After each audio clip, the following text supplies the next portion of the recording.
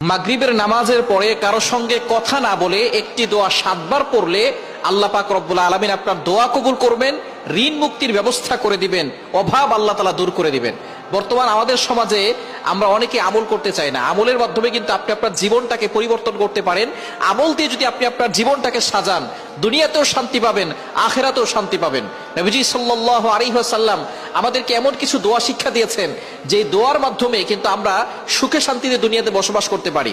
নবীজি সাল্লাল্লাহু আলাইহি সাল্লামের কাছে অনেক সাহাবায়ে কেরাম বলতেন, ইয়া রাসূলুল্লাহ, আমার সম্পদ কম, দুনিয়া আমার কাছ থেকে দূরে সরে গেছে, ইয়া রাসূলুল্লাহ কিছু দোয়া বলে দেন। আমি ঋণে জর্জরিত হয়ে আছি, ইয়া রাসূলুল্লাহ কিছু দোয়া বলে দেন। নবীজি সাল্লাল্লাহু আলাইহি সাল্লাম তাদেরকে আমল বলে দিতেন। তারা আমল করে অনেকটা উপকৃত হতো, দুনিয়াতে তারা সম্পদের মালিক হয়ে যেত।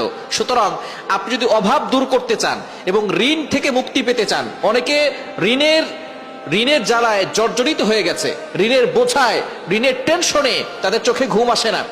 অনেকে লোন নিয়েছে, ঋণ পরিশোধ করতে পারছেন না। আপনি মাগরিবের নামাজের পরে কারো সঙ্গে কথা না বলে আপনি সেখানে বসে কিবলার দিকে মুখ করে একটি দোয়া পড়বেন।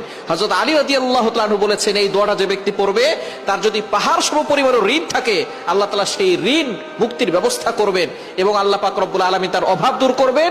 যখন আপনি ঋণ মুক্তি হবে তখন আপনি আস্তে আস্তে সম্পদশালী হতে পারবেন। সুতরাং দোয়াটি হচ্ছে, আল্লাহুম্মা কফিনি বিহালালিকা আন হারামিক ওয়াগনিনি বিফদলিকা আম্মান সিওয়াক। এই দোয়াটা মাগরিবের নামাজের পরে কতবার পড়বেন? ৭ বার পড়বেন।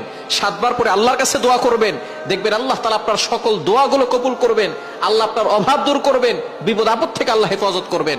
মাগরিবের নামাজের পরে আমলটি করবেন, ফজরের নামাজের পরেও আমলটি করতে পারেন। এছাড়া যদি ঋণ আপনার বেশি হয়ে যায়, সব সময় দোয়াটি পড়বেন, আল্লাহুম্মা কফিনি বিহালালিকা আন হারামিক ওয়াগনিনি বিফদলিকা আম্মান সিওয়াক। আল্লাহ পাক রব্বুল আলামিন আপনার ঋণ মুক্ত করে দিবেন, আল্লাহ তাআলা অভাব দূর করবেন, সম্পদশালী বানিয়ে দিবেন। সম্পদের প্রয়োজন আছে, আপনি হজ করতে যাবেন, বিমান ভাড়ার জন্য টাকা পয়সার দরকার আছে না নাই? যাকাত দিতে হলে যদি আপনি যাকাত দেওয়ার নিসাব পরিমাণ মালিক না হন, তাহলে আপনি যাকাত দিতে পারবেন না। আপনি নিসাব পরিমাণ মালিক হলে আপনি যাকাত দিবেন। এখন আপনি যাকাত দিবেন, এই জন্য আপনার সম্পদ থাকার দরকার আছে। মানুষকে দান করবেন, এই জন্য আপনার কাছে টাকা পয়সা থাকার দরকার আছে।